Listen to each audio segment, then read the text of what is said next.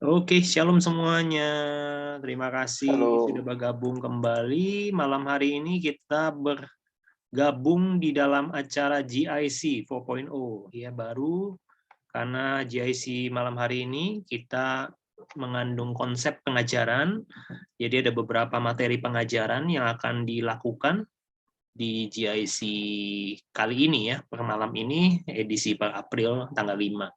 Baik, kita akan memulai acara GIC kita. Namun sebelumnya, mari kita awali dengan doa. Saya boleh minta Ko Henry Giovanni ya untuk pimpin kita dalam doa. Silakan dibuka dengan doa. Ya, baik. Mari kita berdoa semuanya. Bapa kami yang ada di surga, dimuliakanlah namamu. Datanglah kerajaanmu. Jadilah kehendak-Mu di bumi seperti di dalam surga. Bapa, di dalam nama Tuhan Yesus Kristus, Bapa yang baik, penuh kasih, penolong, penebus kami, Allah kami. Bapa, malam ini kami akan mengadakan acara GIC Family dalam seri pemuritan. Biarlah setiap semua firman yang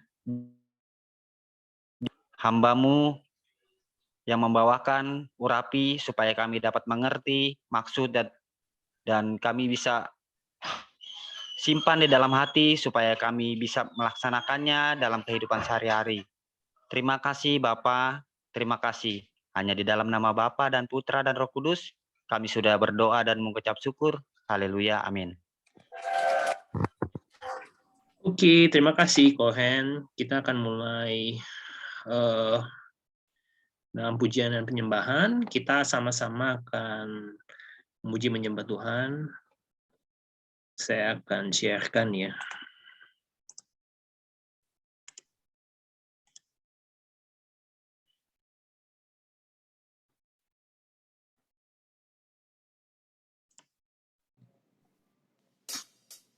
Mari sama-sama kita memuji Tuhan.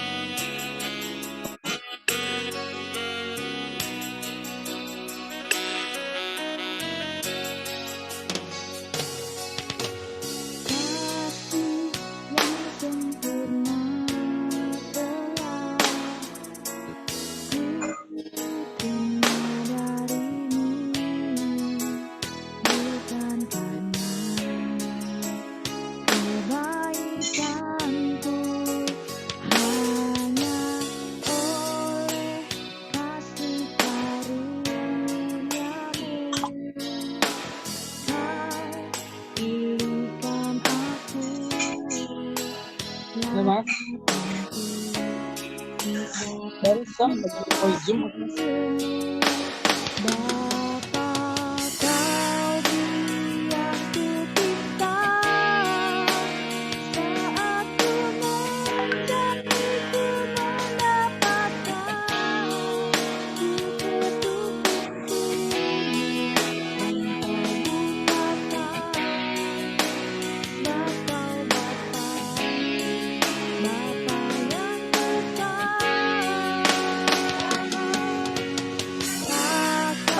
Kakak biarkan aku melangkah sendirian, kau selalu ada bagiku.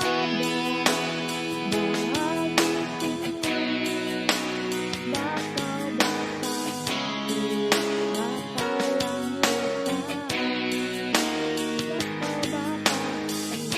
Bapa, Bapa yang kekal.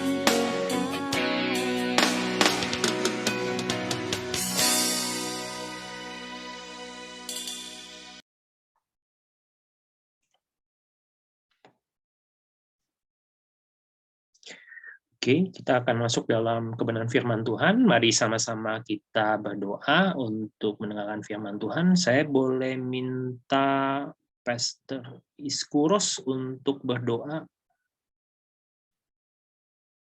Pastor Iskuros hilang ya? Hilang. Oke, karena nggak ada mungkin bisa Pastor Daniel mungkin.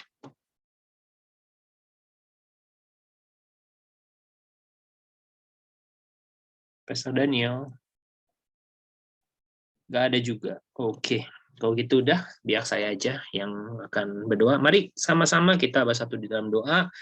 Bapa yang baik, Bapa yang penuh kasih, kami mengucap syukur malam hari ini, kami sudah memuji menyembah Tuhan. Sebentar kami akan mendengarkan kebenaran firman-Mu. Mari Kau berkata-kata kepada setiap kami, Engkau ajar setiap kami, biar kami boleh menjadi bukan hanya pendengar firman-Mu, tapi kami boleh melakukan kebenaran firman-Mu. Terima kasih Engkau urapi hamba-Mu yang akan menyampaikan kebenaran firman-Mu. Di dalam nama Tuhan Yesus, kami sudah berdoa dan bersyukur. Haleluya. Amin. Silakan Pastor Paulus. Amin. Puji Tuhan. Shalom semuanya.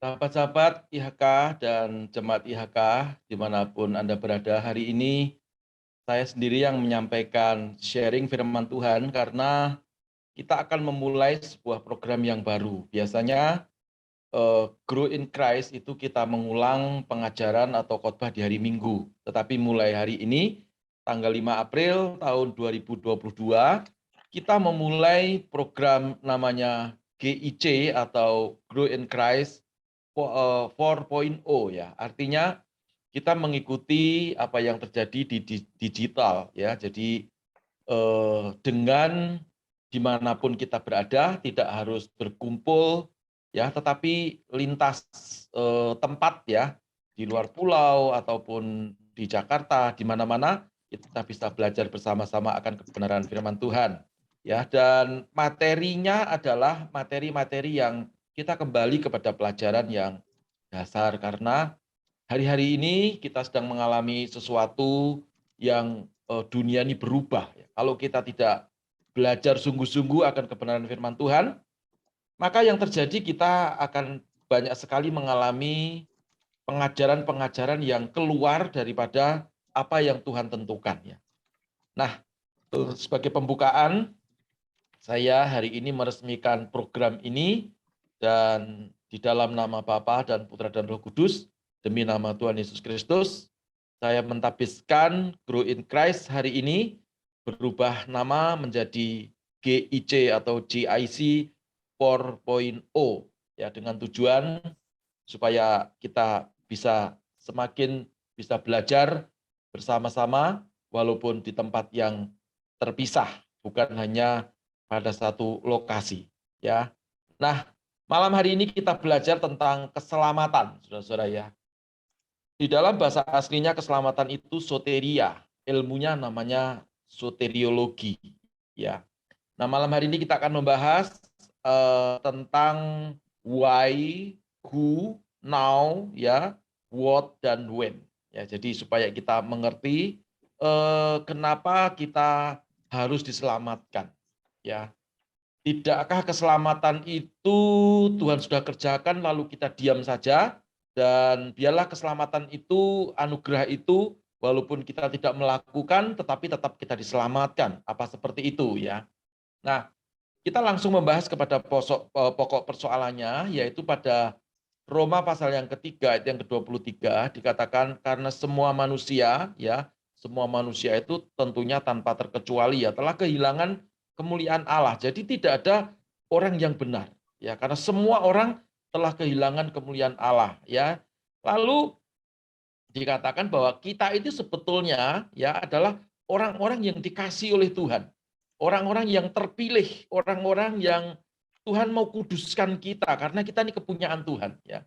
Walaupun dulunya Tuhan menciptakan manusia itu yaitu Adam dan Hawa di Taman Firdaus atau di Taman Eden, tidak ada dosa, justru mereka menikmati anugerah Tuhan di dalam taman itu semuanya boleh dimakan kecuali ada satu yang di tengah-tengah taman tidak boleh dimakan ya. Nah, karena dia memakan lalu manusia jatuh dalam dosa. Tetapi Tuhan tidak tinggal diam, Tuhan berupaya untuk menyelamatkan manusia ya. Nah, di dalam 1 Petrus Yohanes 3 ayat ke-36 dikatakan ya, yang akan dilahirkan dari daging adalah daging dan apa yang dilahirkan dari roh adalah roh ya. Jadi dulu memang manusia diciptakan di dalam Taman Eden itu ya berupa roh ya berupa daging ya roh ya. Karena Taman Edennya kalau sampai hari ini saudara mencari Taman Edennya ada di mana, secara fisik tidak kelihatan ya. Tapi secara spirit nanti sudah bisa belajar di kitab Wahyu, nanti suatu hari kita akan belajar bersama-sama ya. Nah, saudara, tetapi pada waktu manusia jatuh dalam dosa, maka manusia diusir Tuhan. Ya. Lalu jatuhlah ke dunia ini, mengupayakan semua yang ada di dunia ini. Kalau tidak berupaya, maka manusia tidak bisa makan, ya perempuan atau ibu-ibu yang melahirkan, bahkan melahirkan dengan jerih payah, ya, dengan mungkin mengorbankan nyawanya, ya, kalau tidak ada pertolongan dari medis ya. Kalau dulu makanya kan sering sekali ada orang-orang atau ibu-ibu yang melahirkan itu tingkat kematian itu sangat tinggi ya. Tapi sekarang sudah banyak medis ya sehingga itu sangat jarang terjadi ya.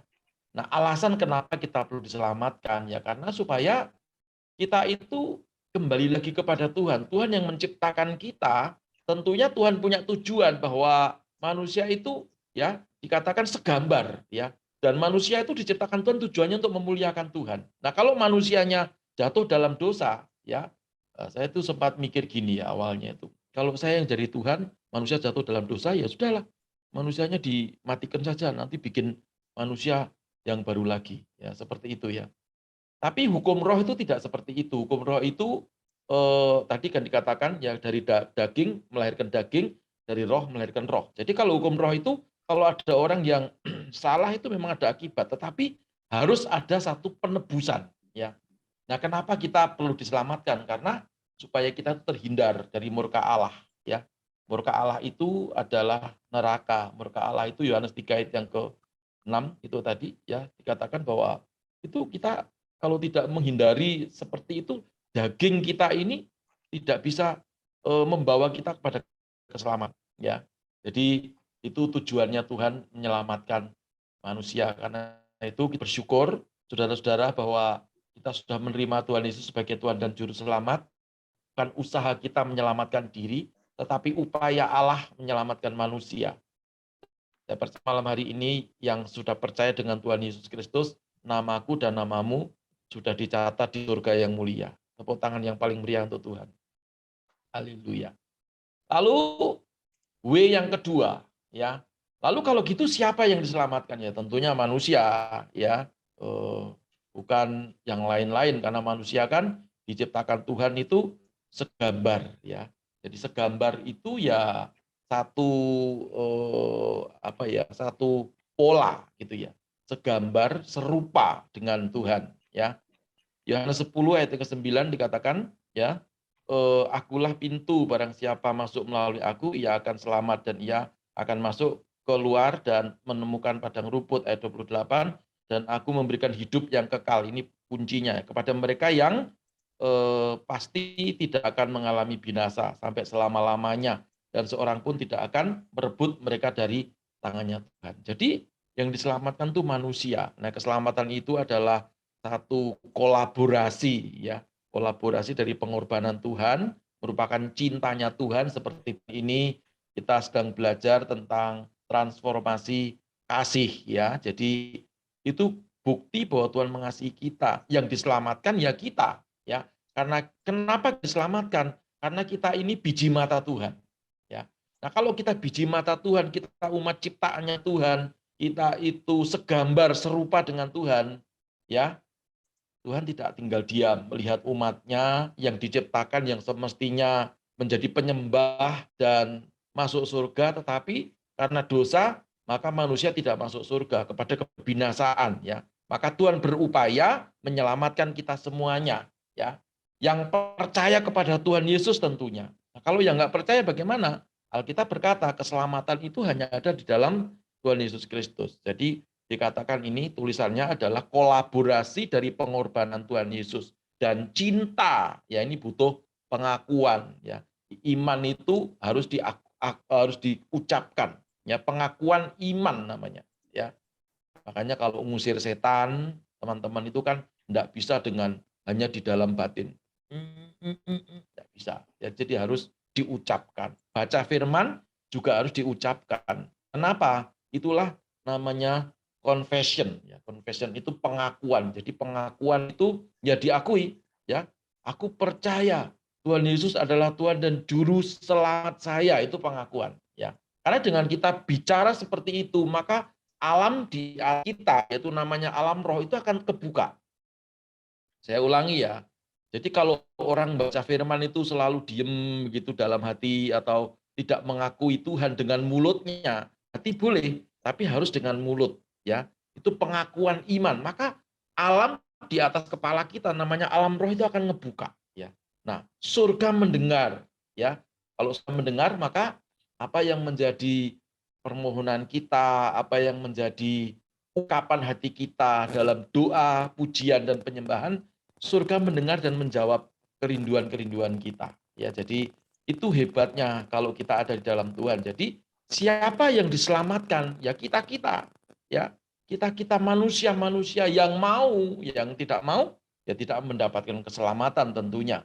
Ya, saudara-saudara, jadi ayat-ayatnya ada di situ, nanti saudara-saudara bisa membaca semuanya, ya saya tidak membaca satu persatu, ya karena ini adalah pelajaran dasar tentunya, tetapi saya hanya mau membuat sebuah garis, ya, yang garis ini garis yang betul-betul Anda harus memahami tentang keselamatan, ya. Bukan karena kita ini, banyaknya begini, ya. Aku tidak mencuri karena aku takut masuk neraka, ya. Aku tidak melakukan yang jahat karena kalau aku melakukan yang jahat, aku masuk neraka. Nah, itu keliru, ya, saudara-saudara, ya. Tuhan tidak ngajari kita itu untuk kita takut kepada akibat, ya. Tetapi yang Tuhan ajarkan supaya kita ini fokus kepada Tuhan Yesus, ya. Itu namanya mengalami cinta, ya. Orang itu kalau mengalami cinta, ya, menikmati cintanya Tuhan, ya, menerima cintanya Tuhan dalam hidup kita, pasti dia tidak berbuat jahat, pasti tidak mencuri, pasti tidak berkata-kata dengan mulut kotor, ya, pasti tidak sumpah serapah, ya. Karena kita mengalami cintanya Tuhan. Jadi kalau kita melakukan hal yang baik, bukan karena kita wah, supaya kita masuk surga, tidak, ya. Tujuannya itu adalah kita membalas cintanya Tuhan, dengan sendirinya pasti, ya, surga itu menjadi bagian kita, ya. Nah, kalau sudah seperti itu, tidak lagi kita ketakutan. Aku tidak aku berpuasa, kalau tidak berpuasa aku takut kalau masuk neraka, ya, bukan seperti itu lagi, ya.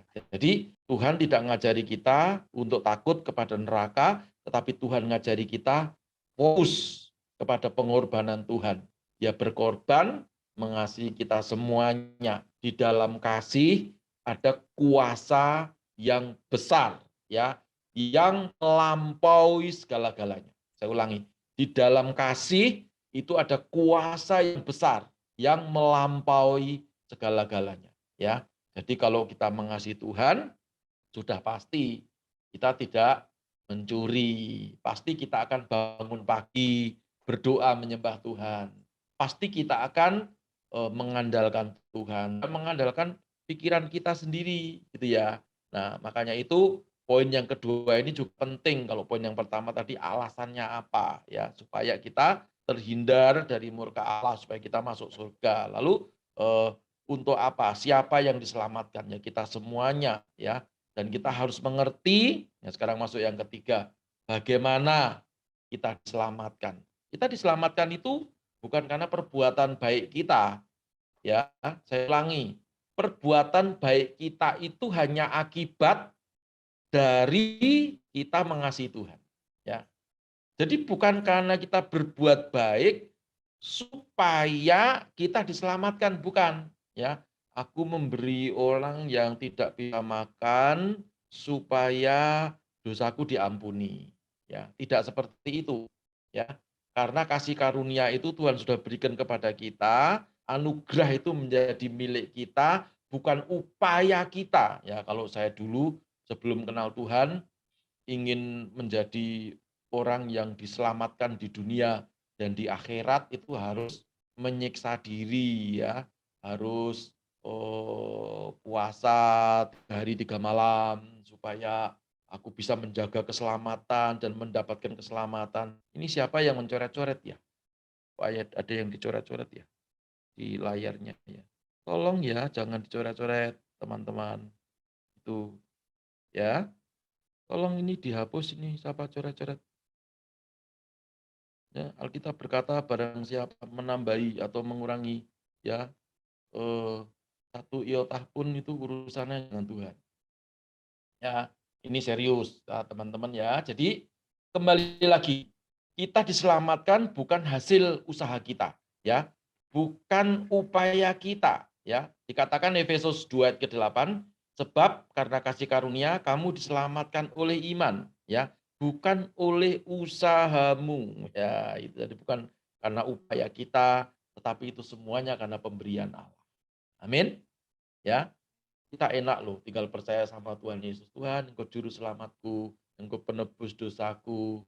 Terima kasih untuk anugerah-Mu, terima kasih untuk kasih karunia-Mu, ya. Dan yang penting kalau kita sudah diampuni Tuhan, jangan berbuat dosa lagi, ya. Tuhan itu tidak pernah ingat-ingat masa lalu kita. Kasih itu menghapus kesalahan. Kasihnya Tuhan itu menghapus dosa, ya. Yang penting jangan berbuat dosa lagi. Nah, kalau sudah diampuni, lalu kita berbuat dosa lagi, terus minta ampun lagi, berbuat dosa lagi, minta ampun lagi, berbuat dosa lagi, itu namanya mencobai Tuhan. Nah, orang yang mencobai Tuhan itu mendukakan Roh Kudus. Mendukakan Roh Kudus masih bisa diampuni, ya. Tetapi orang yang mendukakan Roh Kudus terus-menerus biasanya akan mengalami level yang naik, yaitu apa? Menghujat Roh Kudus. Dan Alkitab berkata, kalau sudah menghujat Roh Kudus, tidak ada pengampunan lagi. Ya, makanya hati-hati. Ya, kita jangan sampai kita menghujat Roh Kudus. Mendukakan ya seringkali ya cepat-cepat harus minta maaf, minta ampun sama Tuhan. Ya, nah dikatakan itu ya di dalam poin yang ketiga itu ya saudara bisa membaca di poin yang ketiga dikatakan kita diselamatkan. Ini poin yang keempat ya, maaf ya. Poin yang ketiga, bagaimana kita diselamatkan. Ayat yang kelima dari Titus pasal yang ketiga, ya, ayat yang kelima dari Titus pasal yang ketiga, saya bacakan secara lengkap. Pada waktu itu, Dia telah menyelamatkan kita, bukan karena perbuatan baik yang telah kita lakukan, tetapi karena rahmat-Nya. Nah, itu ya. Jadi karena rahmat Tuhan. Oleh permandian kembali, kelahiran atau oleh permandian kelahiran kembali, dan oleh pembaharuan yang dikerjakan oleh Roh Kudus. Ya, sekali lagi, teman-teman harus tetap mempertahankan keselamatan ini. Nanti kita diskusikan, ya kenapa keselamatan itu perlu dipertahankan. Kan ada orang berkata sekali selamat, tetap selamat. Itu bagaimana? Nanti kita diskusi, ada Pastor Shelton, ada Pastor Fendi, ya, ada macam-macam ada hamba-hamba Tuhan yang kompeten untuk kita malam hari ini berdiskusi, ya, teman-teman. Jadi itu lalu kemudian keselamatan itu adalah sesuatu yang Tuhan sudah siapkan, ya. Jadi seperti hidangan di meja makan begitu, ya. Tuhan sudah siapkan semuanya dengan segala macam hidangan, ya. Tergantung kita ini mau makan atau tidak. Maaf. Kalau kita melihat hidangan lalu kita berkata, ini gimana ya caranya memasak? Wah, sepertinya kok tidak enak. Sepertinya kok ini kok warnanya seperti ini. Nah, kita hanya berdiskusi tentang makanan, tentang hidangan, ya sampai basi kita tidak makan dan kita tidak menikmati apa yang disiapkan oleh tuan rumah tentang hidangan itu. Demikian pula keselamatan. Jadi keselamatan itu bahkan dikatakan salvation is already but not yet, ya. Jadi siap. Keselamatan itu seperti tiket kereta api ditulis di sini, ya. Yang sudah di tangan untuk mencapai tujuan, kita tetap harus naik. Ya bukan hanya melihat tiketnya saja, bukan hanya melihat makanannya saja, tapi kita harus bertindak untuk mengambil dan memakannya.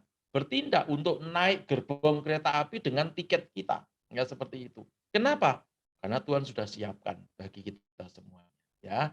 Jadi yang sudah ada di gerbong jangan keluar gerbong, ya. Karena keselamatan ini penting sekali, ya. Orang boleh hebat, tetapi kalau nggak selamat sia-sia, ya. Orang boleh kaya, tapi kalau nggak selamat tidak ada gunanya, ya. Yang paling hebat, ya kaya, ya diberkati Tuhan, selamat di dunia, selamat masuk surga. Wah, itu hebat. Siapa mau seperti itu? Lambaikan tangan. Haleluya. Saya juga mau, ya, puji Tuhan. Nah, W berikutnya, what? Kita diselamatkan dari apa? Ya, Galatia 5 ayat yang ke-19 dikatakan perbuatan daging telah nyata. Ayat sampai 21 itu, ya.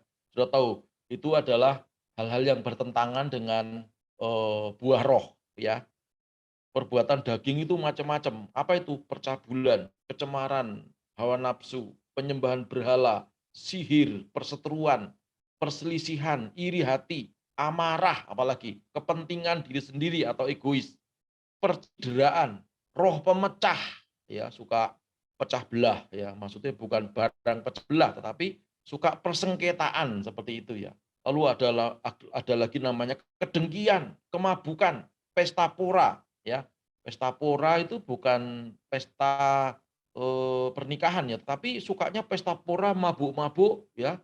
Yang di Manado cap tikus, yang di Pulau Jawa itu mungkin yang bisa mabuk-mabukan, saya sudah lupa namanya semuanya, seperti itu, ya. Jadi pesta pora itu bicara tentang memuaskan hawa nafsu. Jadi itu adalah hal-hal yang bertentangan dengan apa yang Tuhan mau, ya. Nah, kalau orang yang sudah melakukan seperti itu, ya, Yakobus 1 ayat yang ke-15 dikatakan upah dosa itu maut, ya. Jadi hal-hal yang seperti itu membawa kita kepada maut. Dikatakan dalam bahasa aslinya itu thanatos, ya. Thanatos itu ya hal-hal yang tidak baik, ya, membawa kepada bukan keselamatan, tapi membawa kepada hal-hal dosa. Dan apabila keinginan itu telah dibuai, itu di Yakobus 1 ayat 15, ia melahirkan dosa, ya. Dan apabila dosa itu sudah matang, ia melahirkan maut, ia melahirkan apa? Thanatos tadi, ya. Jadi hati-hati, ya, kita diselamatkan dari apa, ya? Kita diselamatkan dari cintanya Tuhan, ya, bukan dari perbuatan baik kita. Kita diselamatkan dari kasih karunia Tuhan, bukan usaha kita, ya. Kita diselamatkan dari upayanya Tuhan mencari kita, bukan upayanya kita mencari Tuhan. Nah, setelah Tuhan mencari kita, Tuhan mendapatkan kita, kita percaya kepada Tuhan. Nah, kita meresponi dengan kita membalas kasihnya Tuhan, ya. Konsentrasi kepada Tuhan, tidak meninggalkan keselamatan, mengalami kasih karunia Tuhan, ya, maka hidup kita pasti berubah.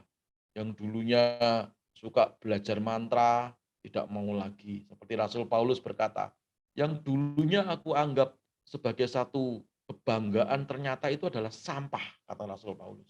Ya, jadi kita buang sampah-sampah dunia itu. Ya, jadi kita diselamatkan itu dengan anugerah Tuhan, bukan dari hasil usaha upaya kita sendiri. Karena manusia tidak punya kemampuan apa-apa, teman-teman. Di Tuhan. Lalu yang terakhir, kapan kita perlu diselamatkan? Ya, kapan ya? Kapan-kapan? Maksudnya setiap saat. Ya, setiap saat. Matius 24 ya dikatakan ayat yang ke-44 ya. Sebab itu hendaklah kamu juga siap sedia karena anak manusia datang. Oh, kok ini ya? Oh ya, anak manusia datang pada saat yang tidak kamu duga. Ya, jadi Tuhan itu menyelamatkan kita ini tujuannya untuk apa? Tujuannya supaya kita kembali ke surga, masuk surga. Ya, di dunia diberkati, mati masuk surga.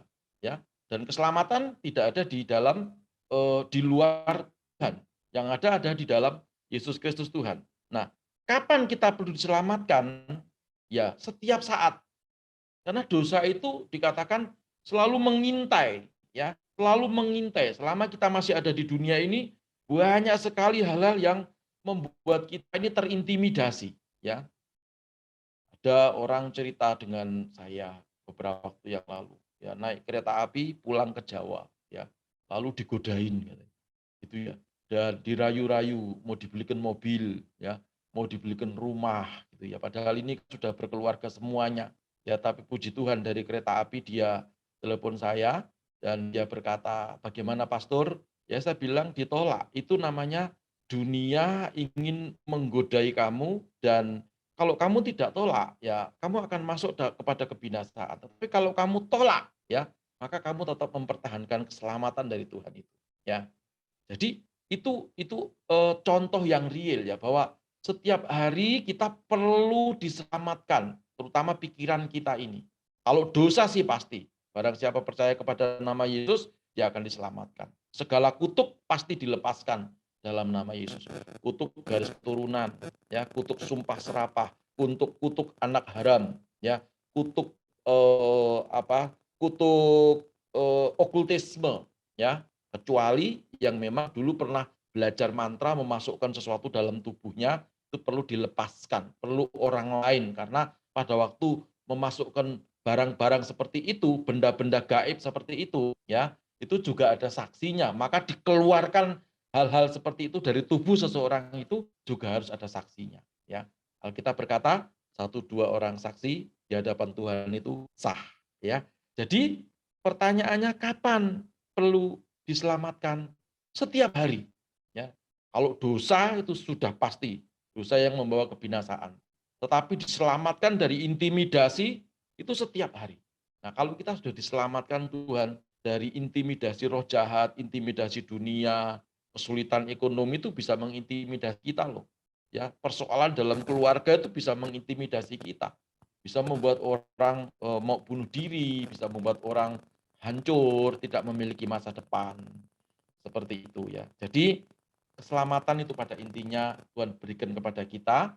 Kalau kita tetap percaya kepada nama Yesus sebagai Tuhan dan Juru Selamat kita, yang penting kita tidak keluar daripada kasih karunia, yakin dan percaya saudara di dunia ini diselamatkan dan mati masuk surga dalam nama Yesus.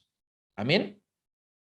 Itu yang bisa saya sampaikan sebagai pembukaan di dalam GIC 4.0 ya. Saya tidak membaca ayatnya satu persatu ya, saya hanya membahas secara garis besar supaya teman-teman paham bahwa begitu pentingnya keselamatan itu. Tuhan tidak hanya menyelamatkan kita itu kalau mati masuk surga, selesai, bukan hanya itu ya. Di dunia ini kita juga diselamatkan. Miskin itu bukan rencananya Tuhan. Sakit-sakitan itu bukan rencananya Tuhan. Hidup dalam ketertekan itu bukan rencananya Tuhan. Kita membutuhkan keselamatan itu, ya. Makanya kata keselamatan itu, kata soteria itu bukan hanya bicara tentang roh kita diselamatkan, tetapi kita mengalami restitusi, kita mengalami pemulihan dalam segala hal. Namanya holistik, tubuh kita. jiwa kita, roh kita diselamatkan. Saya mau dan Tuhan juga mau malam hari ini kita mengalami keselamatan secara holistik. Mari kita tundukkan kepala, kita berdoa. Bapa, kami bersyukur biarlah sharing firman-Mu tentang keselamatan secara garis besar kami sudah belajar bersama-sama dan sekarang tiba saatnya kami akan diskusi tentang keselamatan ini. Mari berkati dan urapi kami semuanya. Demi nama Yesus kami berdoa. Amin. Oke, Pastor Fendi silakan. Oh, Pastor Charlton. Wah, puji Tuhan. Bapak Ibu memang hari ini menarik sekali ya, karena kita sudah move on dari yang namanya khotbah minggu yang dikhotbahkan kembali, karena semuanya sudah ditonton di YouTube. Dan memang Pak Gembala itu punya kerinduan bahwa kita semua itu belajar lebih lagi. Kenapa? Karena ini yang saya tangkap ya, dunia itu makin jahat Bapak Ibu ya. Dunia itu makin jahat, lalu teknik punya itu makin pinter. Nah, suatu hari saya ngobrol dengan sahabat saya itu yang kerjanya di Bank Indonesia, dia nanya, aku nanya, kamu itu caranya belajar taunya uang palsu itu dari mana? Oh, kita nggak belajar uang palsu. Loh, kamu kok nggak pelajarin uang palsu? Nanti kamu taunya uang itu palsu dari mana? Kamu itu salah. Kita di Bank Indonesia tuh diajarkan uang asli itu kayak gimana. Karena kalau mau tahu yang asli, begitu yang palsu datang, kamu tahu itu palsu. Oh ya benar juga. Jadi marilah kita hari-hari ini belajar Bapak Ibu tentang firman Tuhan yang asli. Apa rancangan Tuhan yang asli. Apa yang Tuhan mau dalam hidup kita. Caranya Tuhan yang asli itu seperti apa? Otentik. Kalau saya itu lebih suka orisinil. Supaya apa? Kalau ada teknik-teknik yang jahat dari iblis, kita tahu. Nah, Bapak, hari kita belajar tentang soteriologi ya. Dan di layar saya ini, saya ada beberapa orang yang asing. Ya, buat saya asing. Mungkin buat Bapak Ibu semua sudah kenal. Ya, contohnya ada Pak Simon ini. Ini salah satu murid Yesus ini. Ini Simon Petrus ini. Bagaimana Pak Simon yang dulu jalan sama Tuhan Yesus ini? Mungkin bisa sampaikan. Mana asalnya? Ya, Pak Simon. Saya salam kenal Pak Simon. Bisa di-unmute Pak Simon. Ya, coba saya bantu dulu Pak Simon. Sudah, siap. Ya. Puji Tuhan. Pak Anton, salam kenal. Tinggal Ya. Sidoarjo.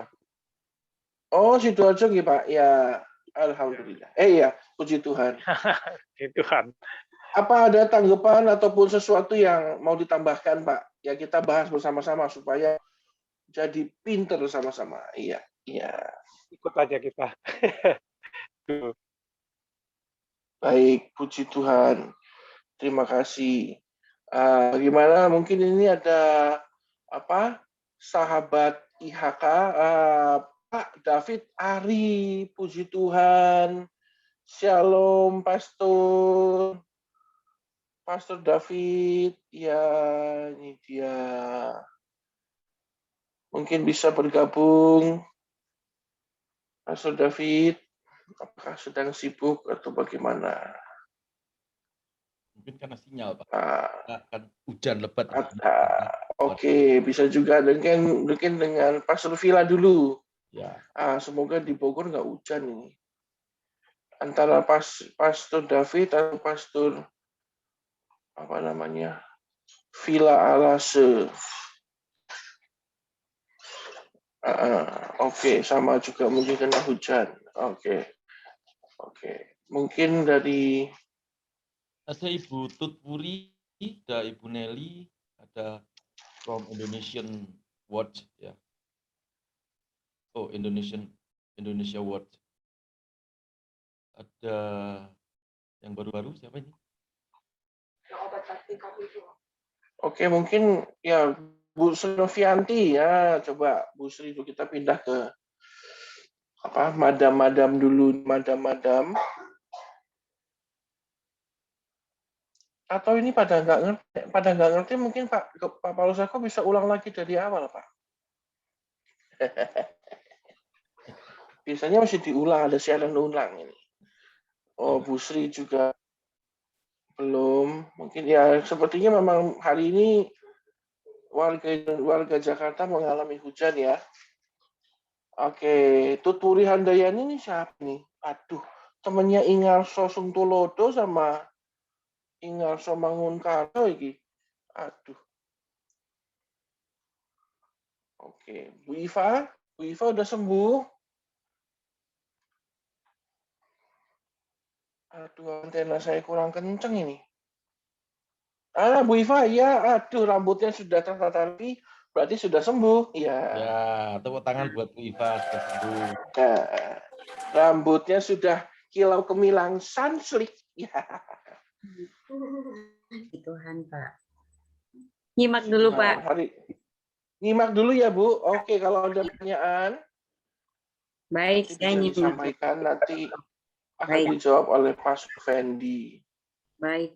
Sufendi S3 dari London. Pak Santo?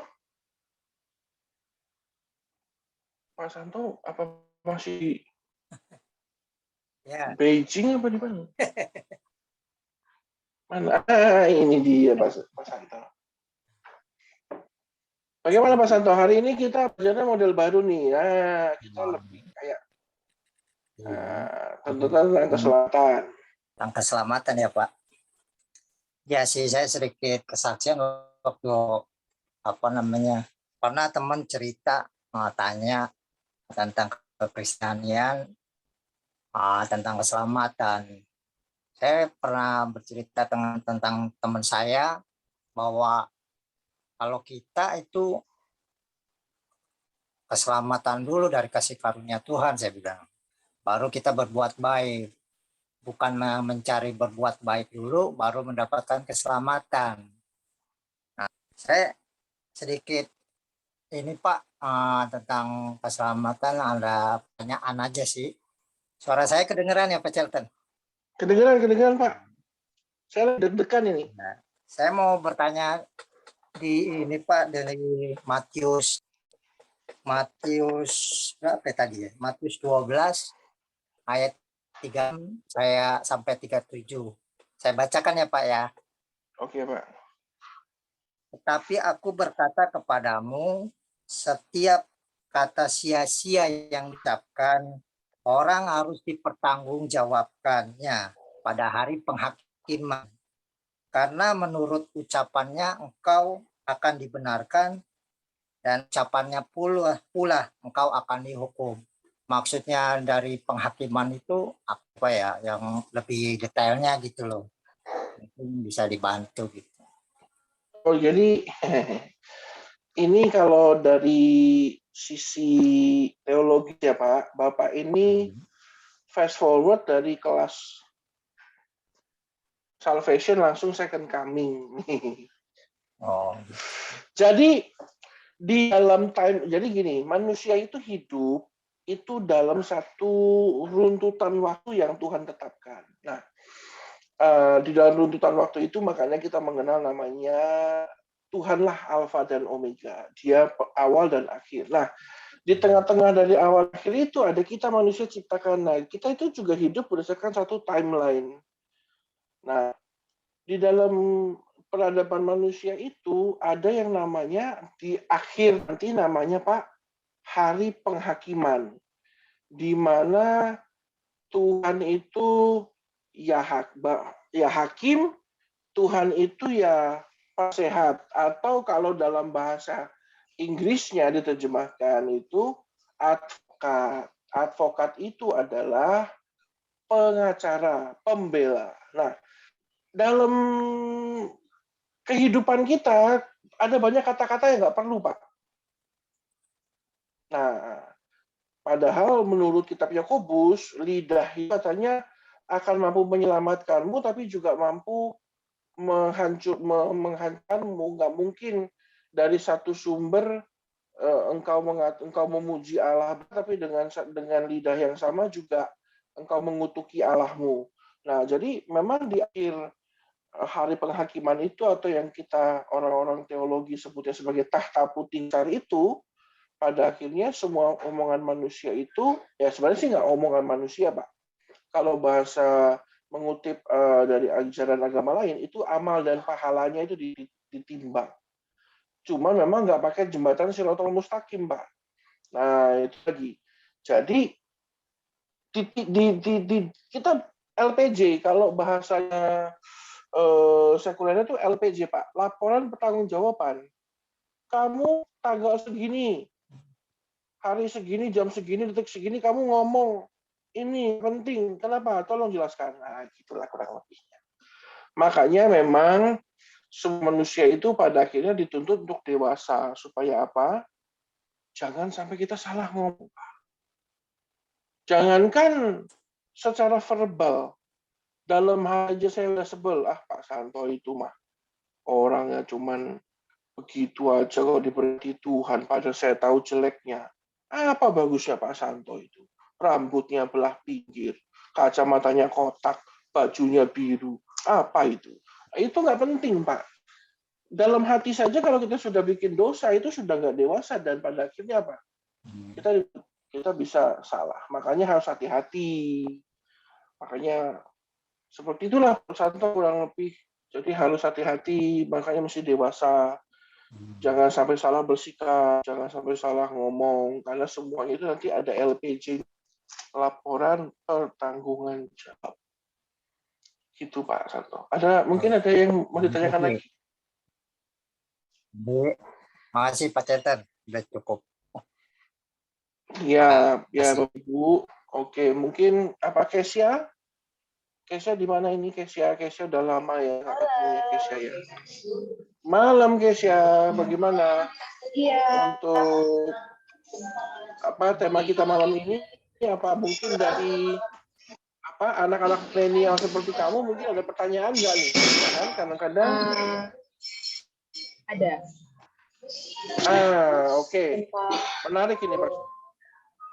Oh enggak sih, cuman biasa aja kan. Karena kan kita mungkin sekarang online. Nah mungkin jadi lebih kepada gimana ya, mungkin kalau online dan offline kan berbeda gitu.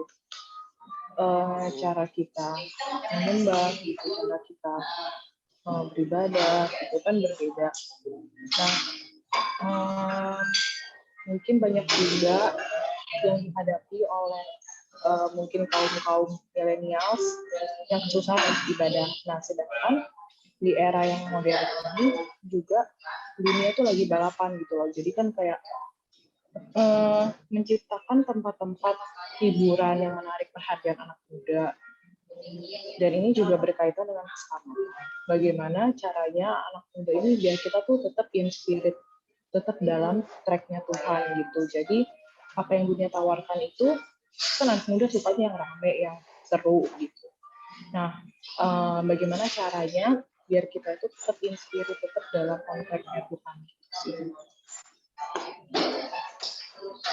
Jadi pertanyaannya bagaimana supaya tetap di dalam Tuhan begitu ya? In spirit dan keep track gitu. Karena ya mungkin banyak sih yang ditawarkan oleh dunia, dan juga makanya kan tadi dibilang keselamatan juga harus dikerjakan. Ya mungkin karena online juga, jadi mungkin orang malas ibadah. Iya. Oke, terima kasih. Menarik sekali ya. Memang nanti ya Pak Sulvendi maupun Pak Paul Seko bisa tanyakan ya. Suatu hari saya mendengar stand up komedi dari Panji Pragiwaksono. Menarik sekali. Dia membahas tentang pendidikan Indonesia. Bahwa pada dasarnya guru di Indonesia itu salah. Kenapa? Memaksa kita untuk mengingat, ya kan? Makanya dalam teknik pendidikan Indonesia itu kan yang dinilai itu kalau anak SD calistung, baca, tulis, hitung. Kalau kamu bisa baca, kamu pintar. Kalau kamu bisa nulis, kamu pintar. Kalau kamu bisa berhitung, kamu pintar. Padahal mungkin enggak.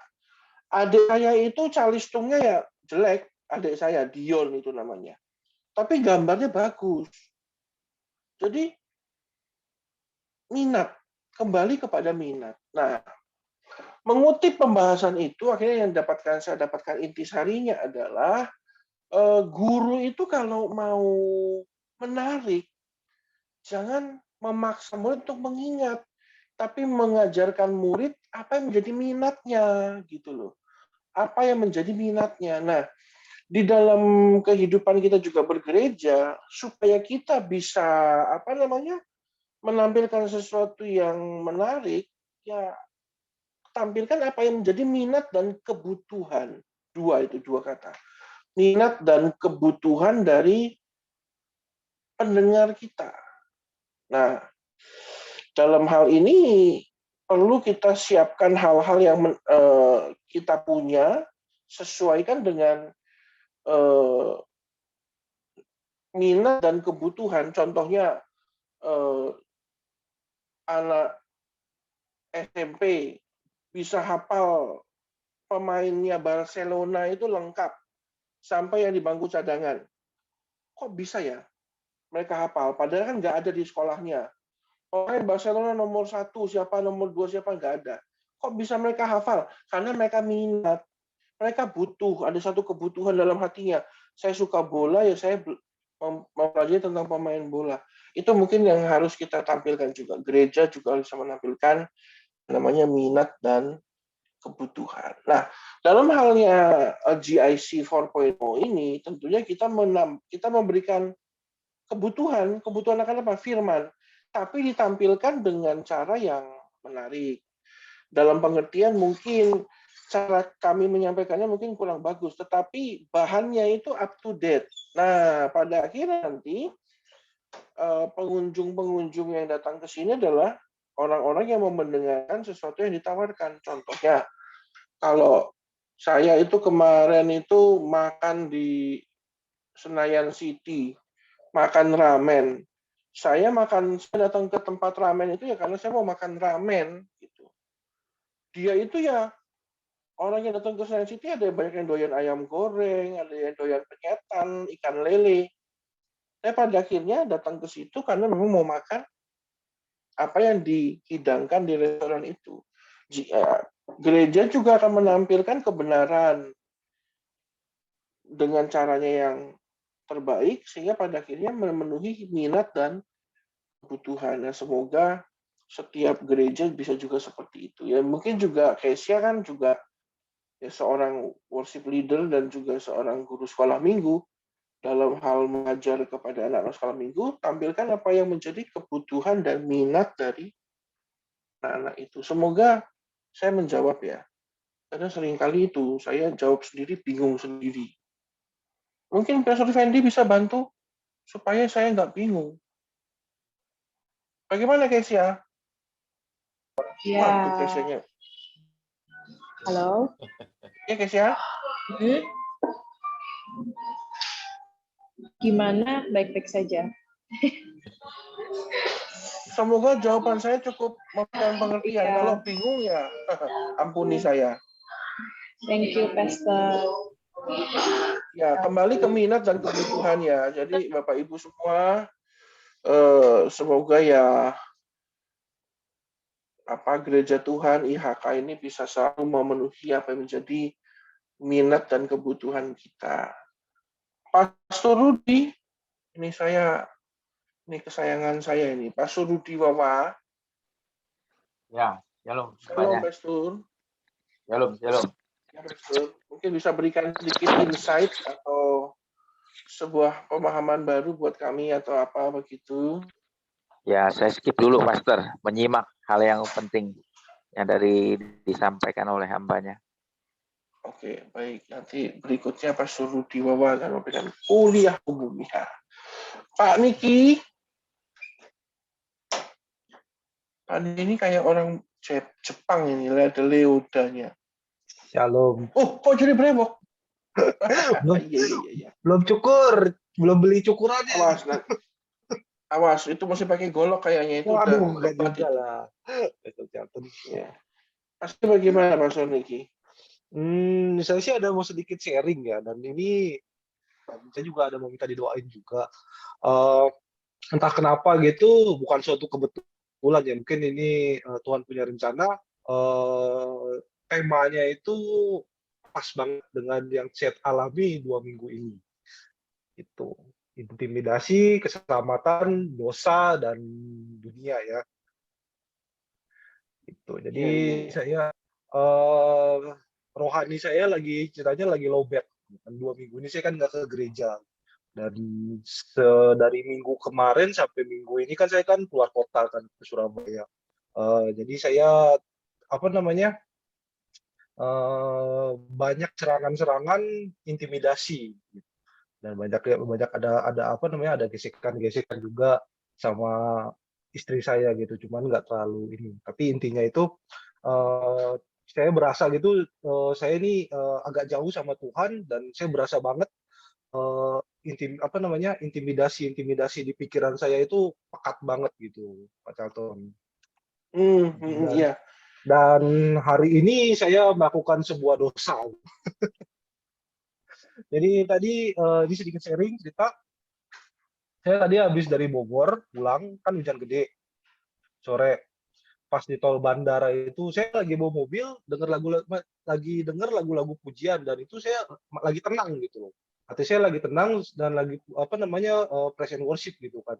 Tiba-tiba ada mobil nyelip saya, hampir saya nabrak gitu, rem mendadak, dan secara spontan itu saya berkata kasar gitu. Itu Pak Charlton. Jadi terus sempat dendam gitu, maksudnya hati saya panas gitu, pengen saya kejar, saya balik salib gitu kan. Cuman langsung Roh Kudus kayaknya kasih tahu saya jangan gitu, maksudnya jangan dikejar, udah tenang. Jadi saya tenang, terus doa gitu di dalam hati, terus nyebut dalam nama Tuhan Yesus, tenangkan hati saya, tenangkan pikiran saya gitu. Itu Pak Charlton. Dan saya ngerasa gitu, kok intimidasinya semakin pekat banget gitu loh di diri saya. Soalnya saya lagi pujian loh, lagi bawa mobil puji-pujian, tiba-tiba mobil salib itu kan, wah luar biasa sekali gitu. Langsung berkata kasar keluar gitu. Jadinya jadinya semakin saya jauh dari Tuhan itu, saya benar-benar merasa gitu loh, intimidasi di diri saya itu tuh mau narik saya gitu, Pak Charlton. Gitu. Jadi saya mau minta didoain. Ya, yang tugasnya mendoakan itu Pastor Fendi sama Pastor Paulus Eko. saya juga mau sharing juga cerita pengalaman saja. Saya juga baru pergi 7 hari, Pak Niki. Pergi Minggu malam jam 7. Minggu itu jam 5 saya sudah di bandara. Pesawat saya harusnya jam 7.20, pesawat Batik Air ID 6432, saya masih sampai apa? 6432 menuju Kuala Namu. Pesawatnya terbang jam 9:30. Nyampe di Medan 11:30, ngambil koper sampai jam 12, nyampe di hotel jam 1. Itu capeknya luar biasa. Dan saya tahu saya itu punya banyak kelemahan. Kalau Pak Niki itu mungkin lebih kuat dari saya itu punya banyak kelemahan. Kalau salah satunya dosa masa lalu cewek ya. Makanya saya coba bentengi diri saya, Pak. Salah satunya adalah saya cari hotel yang aman. Posisinya, lalu saya cari profilnya, jalannya daerah mana, terus saya juga cari hotel yang dalam pengertiannya itu tidak memberikan celah untuk hal-hal seperti itu terjadi. Akhirnya saya dapatkan hotel yang memang agamis ya, jadi sangat sehat lah, nggak ada celah untuk cewek menjajakan dirinya dan lain sebagainya. Lalu juga akhirnya saya pergi juga dengan teman-teman pelayanan yang berada di satu hotel yang sama. Pada akhirnya kita yang tahu kelemahan kita, Pak Niki. Kita yang tahu di titik mana kita jatuh. Saya itu nggak akan jatuh di uang, Pak. Saya itu nggak akan jatuh di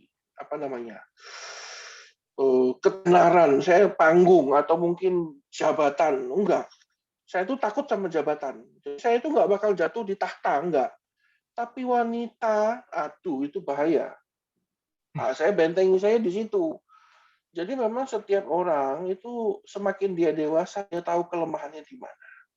Tentunya dengan pengalaman ini, Pak Niki juga dan kita semua, kita harus tahu kelemahan kita di mana. Pada akhirnya, di kelemahan itulah kita ngecas, Pak. Jadi jangan sampai lowbat. Gitu. Ini saya lagi ngecas handphone ini. Saya tahu nih handphone saya udah mulai lemah, saya cas. Pada akhirnya gitu. Karena begitu kita lemah, kalau Pak Niki itu lagi nyetir disalip marah. Kalau saya lagi lapar marah, Pak. Nah ini terus serius. Jadi saya nggak pernah membiarkan diri saya lapar. Kenapa? Oh, saya kalau lagi lapar itu emosi parah, Pak. Oh. Emosi saya itu ngeri, Pak, kalau lagi lapar. Entah kenapa, karena saya itu bukan orang miskin, Pak.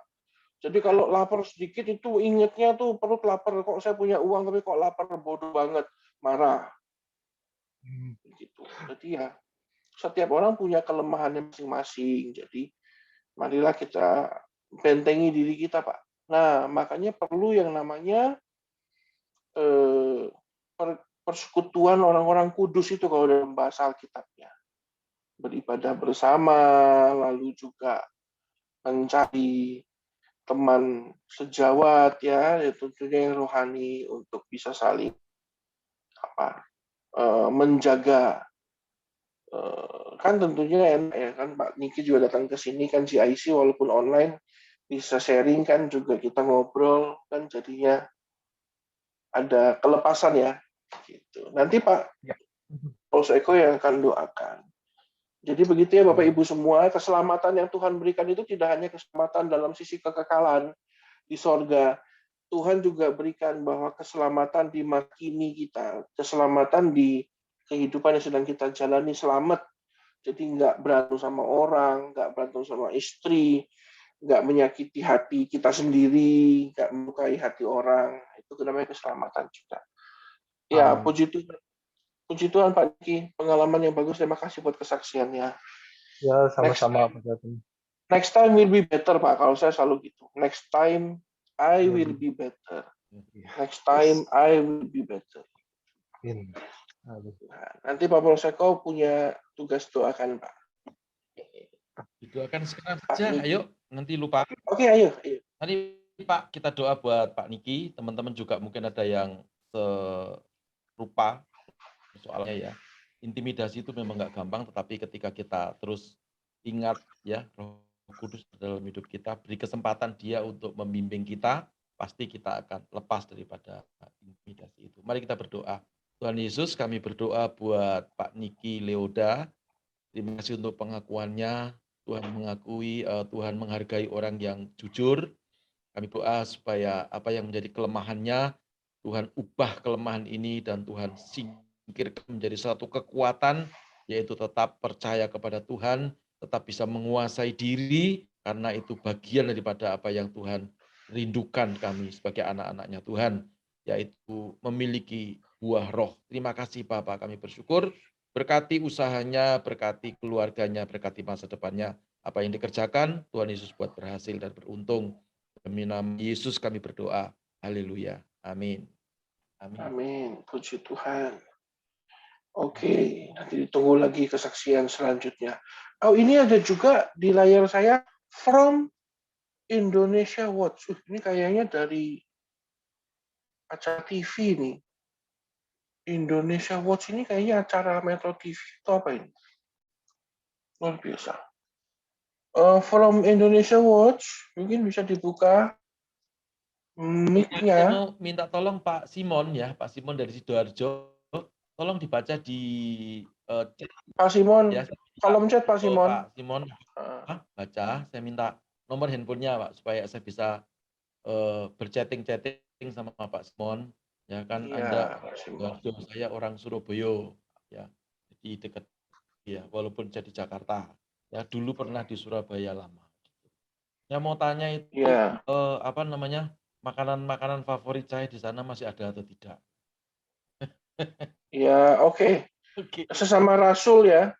Tolong sesama Rasul saling WA ya. Rasul Paulus sama Rasul Petrus ini tolong saling ber-WA-WA-an. Oke. Bu Gembala, Bu Marcel. Ya, shalom. Shalom, Bu. Ya, Ada yang mungkin mau dibagikan buat kami? iya ini kalau dari keselamatan ini kok karena GIC 4.0 itu ayatnya banyak banget juga ya. Saya sampai kewalahan tadi melihat ayatnya banyak juga. Tapi yang saya tahu kalau yang untuk keselamatan ini saya mau sharing. Saya banyak banget pertama kali ingat ya, diselamatkan dari dulunya saya Katolik, sebetulnya saya pun sudah selamat, hanya saya belum dilepaskan, merasa saya masih ada ikatan-ikatan, terutama ikatan dari tradisi-tradisi dari agamawi ya, seperti juga misalnya itu pada saat yang paling dekat dah perayaan Cengbeng gitu kan, masih mengikuti ikatan-ikatan seperti itu ya, leluhur-leluhur dan juga turunan ya, itu secara adat istiadat dan sebagainya. Dan juga tahayul-tahayul, itu saya sendiri banyak sekali dilepaskan semenjak saya mengenal Tuhan secara benar. Jadi keselamatan ini ternyata mungkin juga ada step-stepnya ya. Dulu saya juga dibaptis di Katolik, tapi saya merasa masih terikat ya dengan roh-roh yang seperti yang tadi saya sebutkan, sehingga mami saya itu punya satu pandangan semenjak saya berumah tangga itu 26 tahun, Pak. Baru tahun ke-26, mami saya itu bisa menerima bahwa menanam cabai di rumah itu diperbolehkan. Zaman dulu saya itu ketawa, Pak. Ketawanya kenapa? Karena mami saya belum bertobat kan, belum lama bertobat. Tiap kali suami saya tuh nanam cabai, sama mami saya itu dikasih minyak tanah supaya cabenya mati. Takut sekali gitu loh menanam Lagi menanam cabai apa di itu rumah tadi? itu. Cabai. Iya, cabai, Pak. Katanya panas ya kan, panas rumahnya nanti bisa ribut gitu Terus kan. cabai saya mati terus, Pak. Aduh, baru tahu saya. Tapi sekarang nanam cabai, cabainya lebat sekali. Mami saya udah nggak komen. Jadi rupanya mami saya juga sudah dilepaskan sama roh-roh tahayul itu. Sama roh Roh-roh cabai. apa? Iya, roh cabainya itu udah lepas berarti. Jadi saya melihat keselamatan ini bukan sesuatu yang ruwet. Kan sudah terlepas dari hal-hal yang kecil itu pun merasa benar-benar sudah diselamatkan gitu loh. Nggak enak loh banyak ikatan ya, dan tahayul-tahayul dan apa itu juga tradisi-tradisi agamawi dan juga yang turun-temurun tidak boleh termasuk hal kecil masalah menanam cabai pun sampai ditakuti sedemikian rupa selama 25 tahun. Jadi ini luar biasa, saya teringat gitu loh. Itu aja sih sharing saya Pak Charlton. Jadi Ya, penting Bu. sekali secara spiritual dan juga secara roh dan juga di luar dan juga di dalam gitu. Ketenangan batin gitu, penting itu Pak. Percaya secara penuh. Saya putus-putus ini sepertinya. Itu Pak Charlton.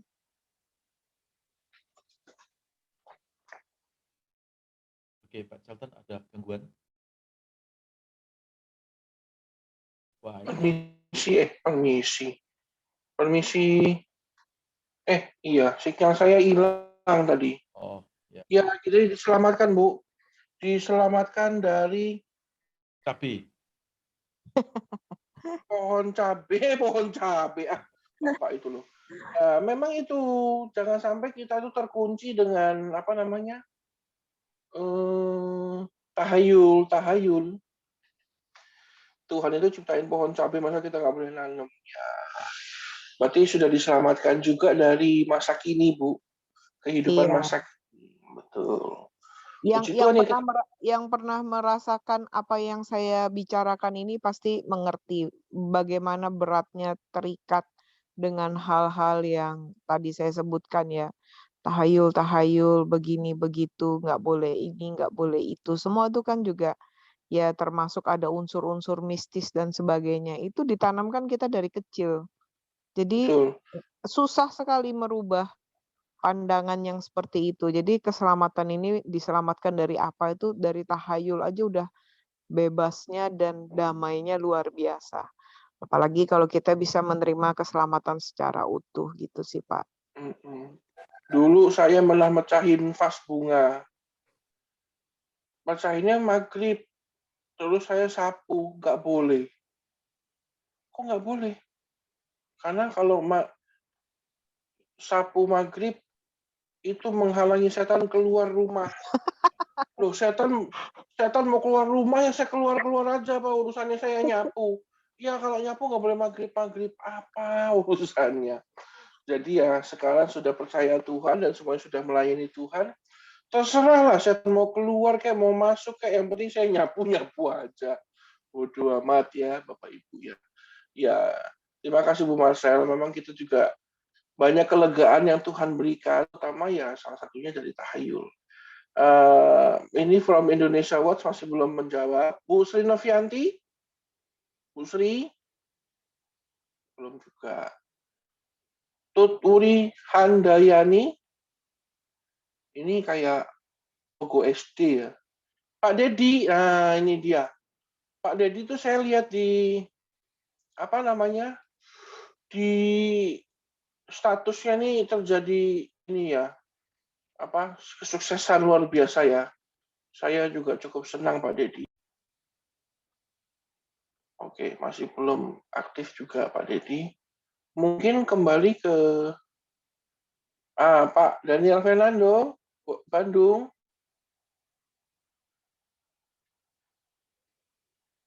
Bagaimana Pak Daniel? Cuma lambang ada helm. Ya. Kepalanya selamat. Pak Tukul. Ini pasti sinyalnya jelek semua, apa ini? Pak Tukul. Santoso.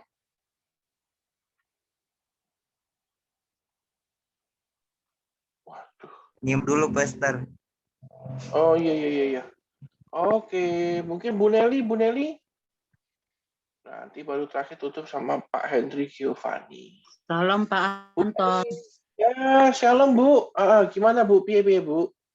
Maaf ya, tadi saya agak telat juga, tapi sekelas saya dapatin juga Pak.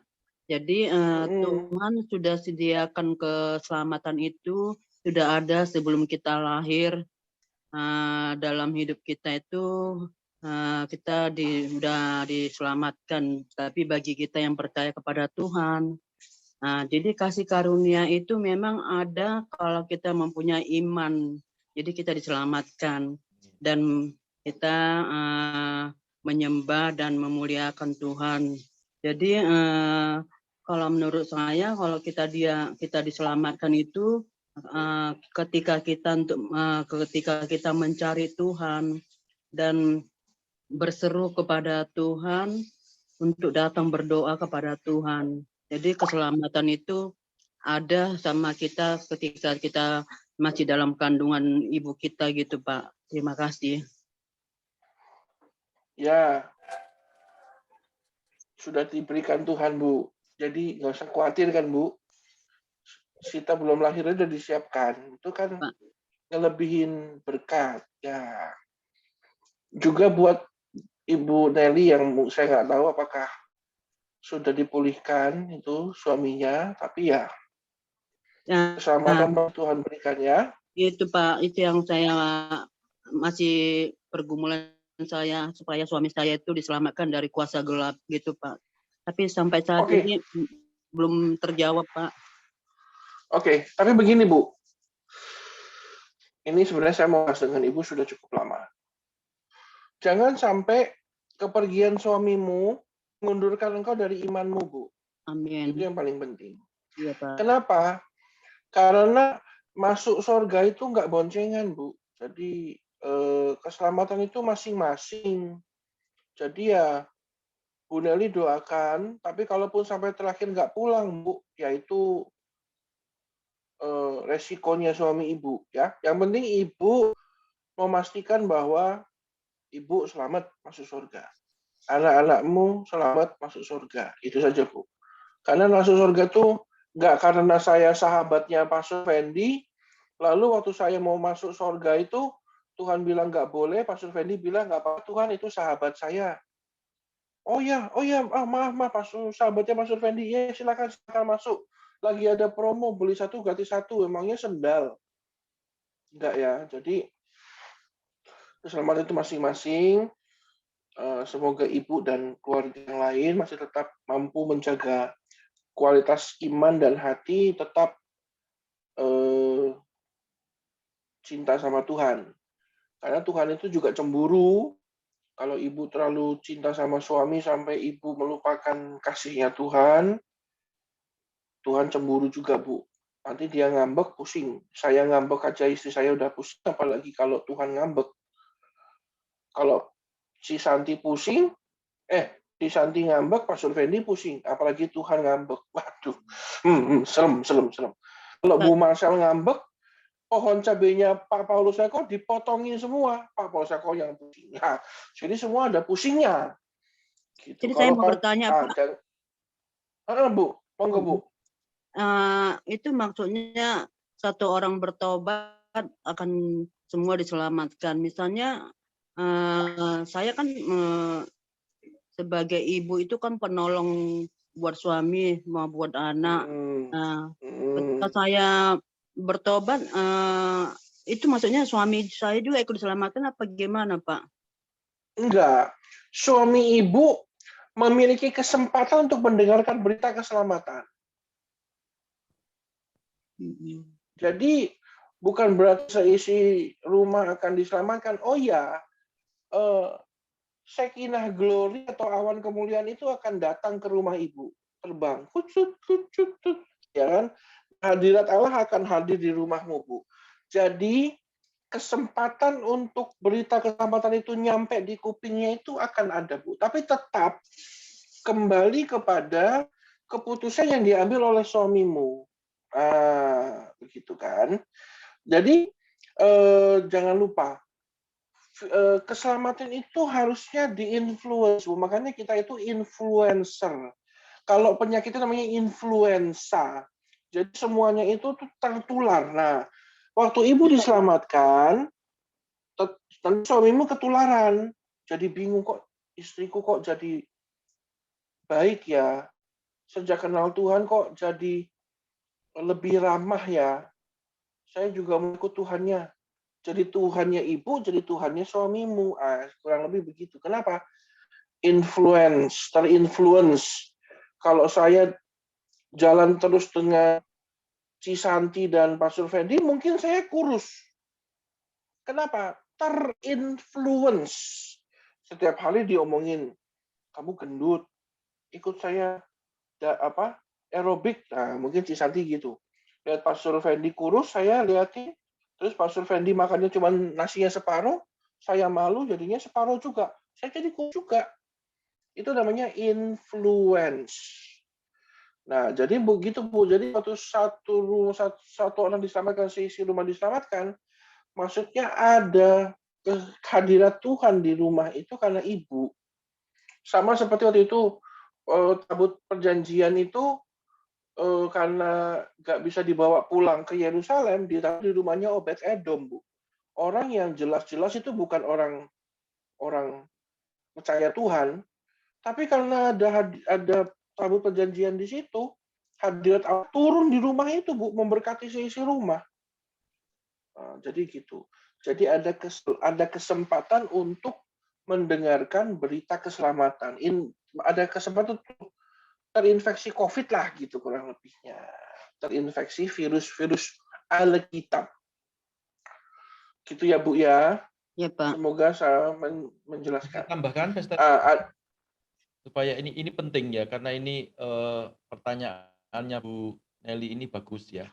Jadi di dalam bahasa aslinya itu keluarga itu kan namanya kan oikos ya. Jadi kata keselamatan itu bukan berarti tiba-tiba masuk surga semua, tetapi akan mendapatkan dampak dari kekudusan itu, seperti lampu di dalam ruangan ya. Jadi kalau di dalam ruangan itu ada lampu, yaitu Ibu Nelly, di dalam rumah itu Ibu Nelly sebagai terang, maka di dalam rumah itu semua akan mendapatkan terang, gitu ya. Jadi, nah kalau keluar rumah, ya resikonya gelap lagi gitu, karena dia sendiri tidak ada dalam terang itu. Jadi yang dimaksud dengan seisi rumah diselamatkan itu karena ada terang di dalam rumah itu, di dalam keluarga oikosnya itu, maka satu keluarga itu walaupun hanya ada satu orang yang percaya Tuhan, tetapi mendapatkan terang, ya, mendapatkan terang Kristus. Gitu. Makanya kita dituntut yang menjadi terang ini harus bertanggung jawab. Jangan menjadi terang, tapi terangnya ya mati hidup, mati hidup, mati hidup, ya nanti yang diterangi sakit kepala malah, ya. Maksudnya begini, perbuatan kita, lalu tutur kata kita. Tadi kalau ada Pak Niki bertobat ya dari perkataan-perkataan tadi ya, mungkin perkataan kita gitu ya, kita harus menjadi terang. Nah itu mereka akan terimbas, mereka akan terkena oleh terang kekudusan Tuhan itu ya.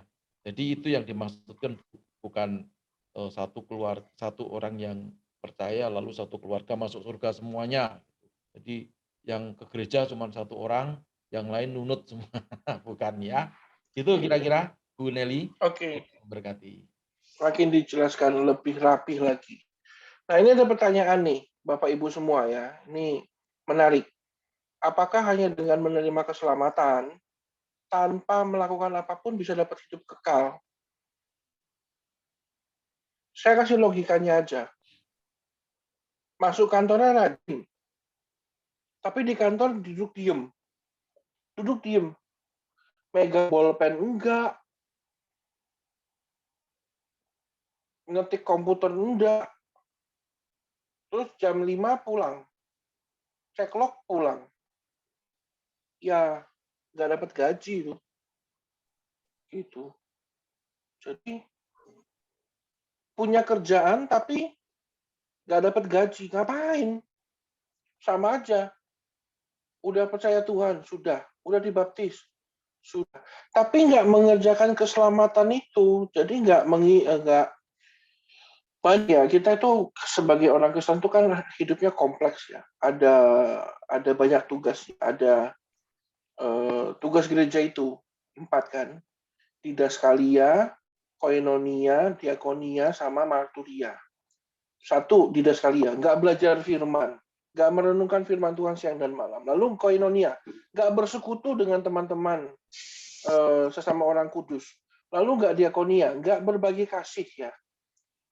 Tuhan bilang, kemanakah kamu waktu aku kedinginan, kamu nggak kasih baju, waktu aku lapar, kamu nggak kasih makan. Lalu yang terakhir marturia, nggak memberitakan keselamatan. Ya nggak bisa, Pak. Itu ya Bu ya, Bapak Ibu ya. Jadi orang percaya itu kalau selamat itu harus mengerjakan sesuatu. Supaya apa? Makanya firman Tuhan bilang, supaya besar upahmu di surga nanti. Ya. Tuhan udah siapkan 5 mahkota. Ya kalau si Iva itu kan rambutnya udah bagus. Lebih bagus lagi dikasih mahkota itu, ya kan? Jadi ada 5 mahkotanya, mahkota kehidupan, mahkota kebenaran. Nanti pada akhirnya GIC 4.0 ini akan belajar mahkota juga. Mahkota kekekalan ya, pokoknya ada mahkota. Kita mesti kejar di sana. Kejar upah. Sama kayak kita kerja, pontang-panting, kejar upah, sama juga dengan Tuhan harus pontang-panting supaya dapat upah di surga. Gitu. Jadi jangan ongkang-ongkang kaki, puji Tuhan. Oke, oh ya, Pastor Henry. Oh, ini Irwan Henry from Indonesia Watch. Oke, terima kasih Pastor Irwan. Pak David Ari tinggal Pak Henry Giovanni sebagai palang pintu kita. Ya, shalom Bagaimana, semuanya. Baik, Shalom. baik. Ya, tentang keselamatan. Kalau ini tentang ini ya, setiap keselamatan dari Tuhan kan setiap orang panggilannya berbeda-beda. Ini saya mau cerita tentang apa yang saya terima dari Tuhan. Saya ini mau menerima atau mau membuka diri atau menerima Tuhan itu memang banyak orang rata-rata nunggu udah bener-bener nggak bisa apa-apa biasanya sih gitu ya. Ini saya sendiri sih. Biasanya kalau udah orang lain nggak bisa bantu atau apa, itu biasanya orang lebih membuka dirinya atau mau menerima masukan atau gimana ya, atau dia nggak mau menyombongkan diri lagi. Karena biasanya orang yang masih ada power atau masih ada kuasa, maksudnya kuasa seperti ya uang atau apa, tetek bengek yang ini ya, maksudnya dia tidak akan membuka dirinya untuk mengakui bahwa dirinya adalah salah.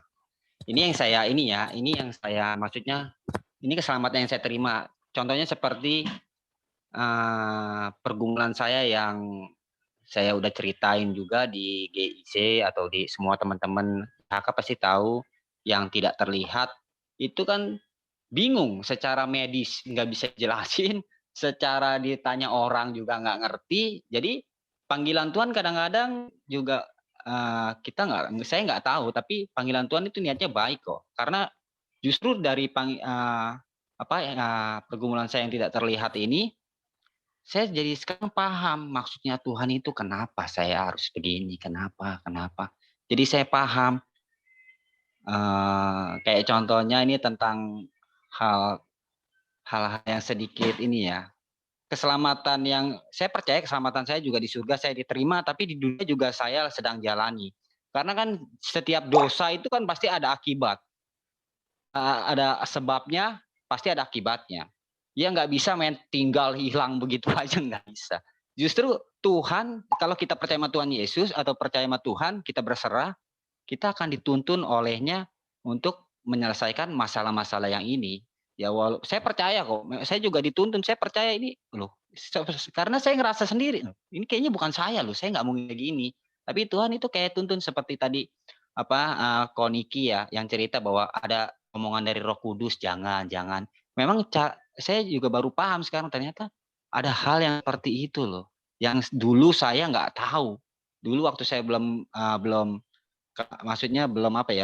mengakui bahwa Tuhan Yesus adalah Tuhan, itu nggak ada kayak suara maksudnya pengertian kayak gitu, kayak contohnya nih habis mau marah orang itu kayak ada sesuatu di sini tuh kayak jangan, kayak ada sesuatu yang baru lah menurut saya, karena kan saya juga kan baru tahun 2021 ini saya dekat sama dan dibimbing sama gereja IAK, dan tentang hal yang mungkin itu ya Ibu Nelly bilang yang tadi ya tentang keselamatan yang itu, saya juga punya persepsi yang sama awalnya. Nah ini kan tentu karena saya Kristen tapi kan istri dan itu kan juga masih Buddha. Itu saya juga punya pemikiran seperti itu. Tapi saya jadi paham sekarang tugasnya kita ini jangan ngambil tugasnya Tuhan. Kadang-kadang ngambil tugasnya Tuhan, kita maunya suami kita mau seperti kita, nggak bisa karena kan Tuhan itu kasih kebebasan buat kita, buat setiap orang atau buat siapapun boleh bebas. Tugas kita adalah menabur yang baik-baik aja biar dia tahu nanti tugasnya Tuhan yang menuai. Contohnya seperti saya sekarang ini bukan hasil dari kebaikan saya, justru hasil dari taburan orang sebelumnya saya ini akhirnya dituai Tuhan. Jadi saya berpikirnya sekarang saya nggak mau ambil haknya Tuhan, tugas saya menabur. Kayak contohnya Pak Paulus bilang lampu kita sebagai terang itu kasih pengerti, ibaratnya hidup dengan caranya Tuhan, bimbingan Tuhan, nanti juga mereka akan melihat sendiri, kok ada perubahan ya, oh ada perubahan ya. Nah nanti biasa Tuhan juga pastilah, saya percaya kok bahwa Tuhan Yesus itu Tuhan yang hidup dan Dia mengasihi semua manusia. Karena kan ada firman-Nya juga kan, bahwa karena begitu besar kasih Allah akan dunia ini, maka Dia mengaruniakan anaknya yang tunggal. Artinya Dia lebih kita ini jangan berpikir kita mengasihi suami kita atau istri kita. Dia lebih mengasihi suami atau istri kita. Kita ini manusia berdosa juga. Pasti ada kelemahan dan kekurangannya. Jadi serahin aja sama Tuhan. Kalau saya bersyukur sih saya diselamatkan, saya bisa dikasih pengertian terlalu banyak. Cuman saya pengertian Tuhan terlalu luas, saya masih kurang. Jadi hanya segitu aja yang bisa saya jelaskan. Mohon maaf kalau salah-salah. Terima kasih. Ya, puji Tuhan. Semua orang punya prosesnya beda-beda ya, Pak Henry ya. Jadi bersyukurlah untuk setiap proses yang Tuhan izinkan terjadi dalam hidup kita. Puji Tuhan. Dan nggak bisa ditiru itu. Jadi apa yang terjadi di Pak Henry nggak bisa saya tiru terjadi di hidup saya, tidak bisa. Terakhir mungkin Pak Yusuf bisa, Ko Dedi mungkin bisa bergabung. Ko Dedi. Oke, baik. Saya akan kembali ke Pak Paulus Eko. Bu Nelly minta didoakan untuk suaminya dilepaskan dari kuasa gelap dan juga anak-anaknya ditolong Tuhan. Dan saya juga nanti serahkan ke Pastor Fendi. Semoga kita kembali lagi minggu depan belajar hal-hal yang baru kembali. Tuhan memberkati kita semua. Kita berdoa buat Ibu Nelly ya. Mari Ibu Nelly kita berdoa. Doa orang benar apabila yakin didoakan, sangat besar kuasanya, kata Alkitab. Kita berdoa. Tuhan Yesus, kami berdoa buat Ibu Nelly dalam pergumulannya tentang suami. Tuhan akan melihat terus pergumulan ini. Tuhan juga akan memperhatikan doa Ibu Nelly dan anak-anaknya. Hamba berdoa dalam nama Yesus, yang datang bukan daripada Bapa di surga. Kami cabut dari dalam keluarga ini, dan kami campakkan ke maut dalam nama Yesus. Dan biarlah malam hari ini Tuhan menjamah suaminya, sehingga suaminya hatinya dilembutkan oleh Tuhan, hubungan batinnya kembali dipulihkan, disambungkan kembali dengan Ibu Nelly sebagai istri yang sah, dalam nama Yesus Kristus Tuhan. Segala mantra dipatahkan, segala guna-guna dihancurkan dalam nama Yesus. Tidak ada yang mustahil, Tuhan sedang mengerjakannya. Suatu hari indah pada waktunya. Terima kasih Bapa di surga. Demi nama Yesus kami berdoa. Haleluya. Amin. Mari Pastor Fendi lanjutkan, sekaligus ditutup dalam doa. Oke, baik. Karena waktu juga ya, sudah jam 9, kita sudah lewat. Mari kita sama-sama akhiri ibadah kita dengan doa. Saya boleh minta Pak Santo untuk berdoa syafaat. Pak Santo, bisa di-unmute. Ya. Oke, silakan Pak Santo. Mari kita bersatu dalam doa. Bapak, terima kasih buat harimu yang hari ini kita kembali berkumpul dalam CSC 4.0, dan kami tahu Tuhan, kami semua diselamatkan oleh Engkau, dan kami telah terima dari keselamatan daripada Engkau ya Tuhan. Bahkan kami pun akan melakukannya Tuhan, perbuatan-perbuatan yang baik Tuhan. Keselamatan itu bukan hanya yang kami terima sekali, tetapi keselamatan itu tiap hari kami Tuhan diselamatkan. Dan kami percaya Tuhan dengan Roh Kudus, dengan kuatnya itu melalui Roh Kudus ini Tuhan, kami tahu kekurangan kami dikuatkan, dan kami pun pasti masuk surga. Terima kasih Tuhan Yesus atas kebenaran firman-Mu yang telah disampaikan oleh hamba-Nya, Bapak Pendeta Paulus Eko Deanto. Engkau memberkati dalam setiap pelayanannya, Engkau memberkati juga untuk kesehatannya, dan juga keluarganya ya Tuhan. Terima kasih Tuhan Yesus. Kami juga berdoa ya Tuhan untuk saudara-saudara kami semua yang mengikuti GSC ya Tuhan, bahkan yang mengikuti juga rekodnya ya Tuhan. Kami percaya setiap keluarga kami semuanya diberkati di dalam nama Tuhan Yesus. Terima kasih Bapa, dan kami juga akan berdoa ya Tuhan untuk jemaat-jemaat YK dimanapun ya Tuhan kami berada, segala apa yang kekurangannya Tuhan, kalaupun mereka sakit ya Tuhan, kami percaya Tuhan Engkau berikan kesembuhan di dalam nama Tuhan Yesus. Dan kami juga berdoa kalaupun mereka dalam kekurangannya Tuhan, Engkau berikan kelimpahan Tuhan, Engkau berikan kekuatan ya Tuhan, agar mereka dibukakan pintunya Tuhan, untuk permasalahan-permasalahannya akan diberikan kemampuannya Tuhan. Terima kasih Bapa. Dan sebelum kami berpisah ya Tuhan dengan satu yang dengan lainnya ya Tuhan, kami akan mengangkat tangan kanan kami untuk menyatukan satu iman kami. Mari angkat tangan kanan saudara tinggi di atas kepala dan kita ucapkan kata-kata iman. 1, 2, 3 di dalam nama Tuhan Yesus. Saya percaya saya adalah Tuhan yang penuh dengan kemuliaan Tuhan, hidup dalam kekudusan, sukses di dunia dan masuk surga. Saya percaya saya adalah Tuhan yang penuh dengan kemuliaan Tuhan, hidup dalam kekudusan, sukses dunia dan masuk surga. Saya percaya saya adalah Tuhan yang penuh dengan kemuliaan Tuhan, hidup dalam kekudusan, sukses dunia dan masuk surga. Terima kasih Tuhan Yesus. Kami percaya Tuhan, apa yang kami katakan ini Tuhan dengan penuh dengan kemuliaan dalam nama-Mu Tuhan. Kami percaya semuanya pasti akan terjadi. Terima kasih Bapa. Dan sebelum kami akan meninggalkan GIC Zoom ini ya Tuhan, kami akan menerima berkat daripada Engkau Tuhan Yesus melalui hamba-Nya. Silakan Pak Paulus Eko untuk doa berkat. Mari saudara kita angkat kedua tangan kita. Kekasih-kekasih Tuhan, terimalah berkat yang melimpah-limpah dari Allah Bapa, persekutuan dan kasih sayang dari Tuhan kita Yesus Kristus, penyertaan, penghiburan, serta kuat kuasa dari Allah Roh Kudus, menuntun, menyertai, memberkati, dan menjadikan kita kepala, bukan jadi ekor, naik terus dan tidak pernah turun, mulai sekarang sampai selama-lamanya. Dalam nama Tuhan Yesus Kristus, haleluya, sama-sama berkata, amin. Terima kasih Pak Paulus. Terima kasih Bu Nelly. Terima kasih semuanya. Terima kasih Pak Paulus. Terima kasih. Minta nomor teleponnya Pak Simon? Iya, nanti saya kirim Pak Paulus. Siap, oke. Terima kasih. Berkati semuanya. Berkati. Oke, Tuhan Yesus berkati. Sampai jumpa minggu depan. God bless.